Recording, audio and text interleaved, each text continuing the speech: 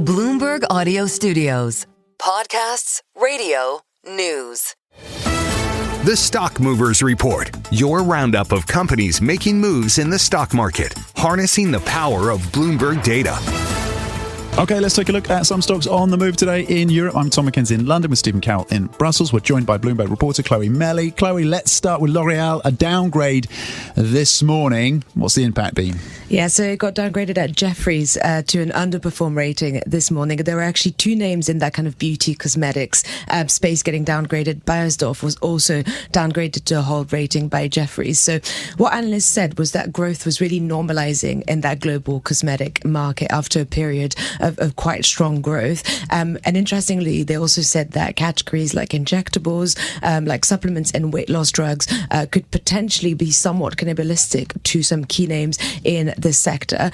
The latest earnings for L'Oreal were actually quite good. We saw sales expanding more than expected in North America, a return to growth in China. So it was quite positive over the summer. But Jefferies said that valuation for L'Oreal gave the company too much credit at the moment, and that market share gains were moderating. So it was down this morning on the back of that downgrade. Well, meanwhile, Chloe, we're looking at EasyJet as well. What's the latest that we've heard from them? Yeah, so JP Morgan cut the rating on EasyJet as well this morning, cut it to a neutral rating, and it placed it on negative catalyst watch. Analysts said that they were overall very cautious about the European short-haul sector. So it said that more capacity growth for destinations in the Mediterranean and for winter sun destination as well. It meant that supply is now significantly ahead of pre-pandemic levels and therefore could outstrip demand. So that is really potentially could hurt pricing for companies like EasyJet, but then also rivals like Jet2, Wizz Air and Ryanair. But JP Morgan was particularly down on EasyJet. It said that it also already saw some signs of moderation in pricing growth over the summer, and that any softer pricing in the winter would be worsened by some inflation as well. EasyJet has already been underperforming its peers. And of course, that new rating really won't help. And Trustpilot, Chloe, launching a share buyback program.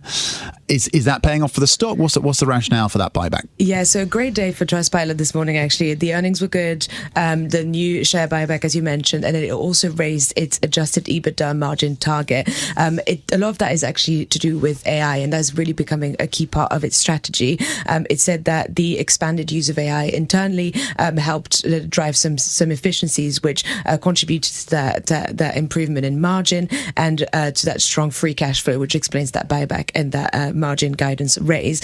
It also noted that it's really benefiting from Gemini and ChatGPT overviews, including Trustpilot reviews, and increasing that exposure to the company. So it's also focusing on big customer wins. It won Barclays, Boots, Lynch over the last 6 months. So overall, it seems that both the company and the investors are quite bullish for that Trustpilot story. The Stock Movers Report from Bloomberg Radio. Check back with us throughout the day for the latest roundup of companies making news on Wall Street. And for the latest market-moving headlines, listen to Bloomberg Radio live. Catch us on YouTube, Bloomberg.com, and on Apple CarPlay and Android Auto with the Bloomberg Business app.